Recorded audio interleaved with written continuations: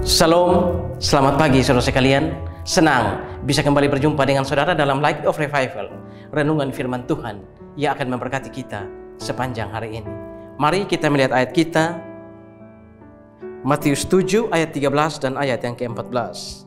Masuklah melalui pintu yang sesak itu, karena lebarlah pintu dan luaslah jalan yang menuju kepada kebinasaan, dan banyak orang yang masuk melaluinya.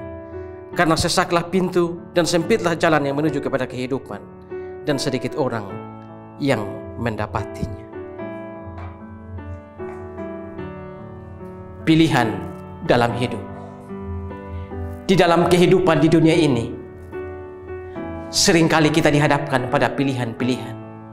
Dan seringkali pilihan-pilihan itu harus kita pilih. Apakah kita akan menikah atau tidak menikah?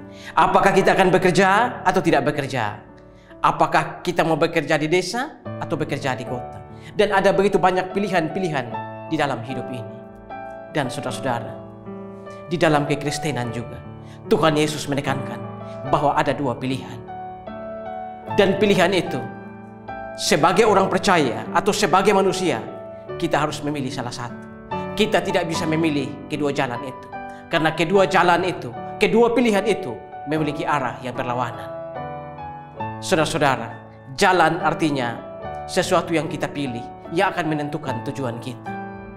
Jalan artinya titik awal kita menuju tujuan yang akan kita tuju. Dan tujuan itu akan berpengaruh pada kehidupan kekal kita. Sebagai orang percaya, Allah selalu menekankan kepada kita untuk memilih jalan. Salah satu jalan dari kedua jalan itu.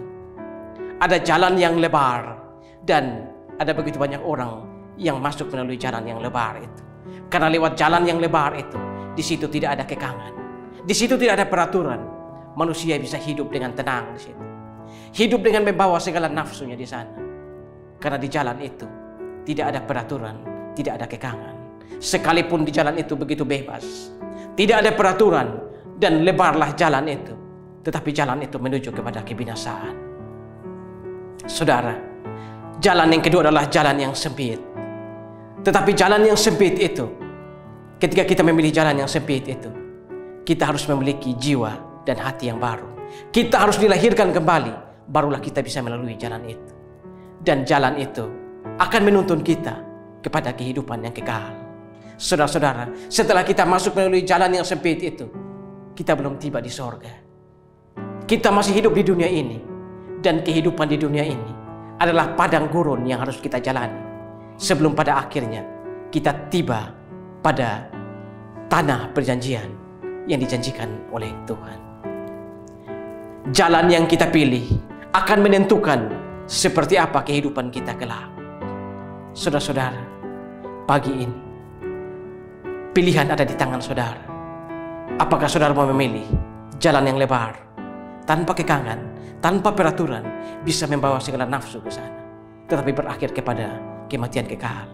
Ataukah saudara akan melalui jalan yang sempit, yang sedikit orang yang memilih jalan itu, tetapi jalan itu akan membawa kita ke dalam kehidupan kekal, hidup bersama Allah selama-lamanya. Amin. Tuhan, terima kasih untuk firman-Mu pagi ini.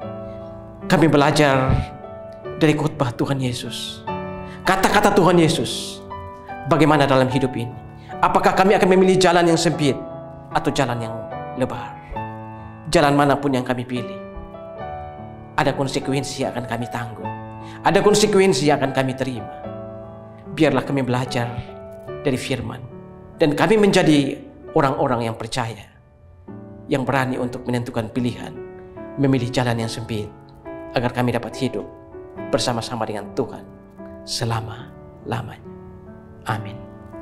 Saudara, saya terus mengajak saudara untuk menjadikan firman Tuhan sebagai pelita dan terang di sepanjang jalan hidup kita. Tuhan memberkati kita semua.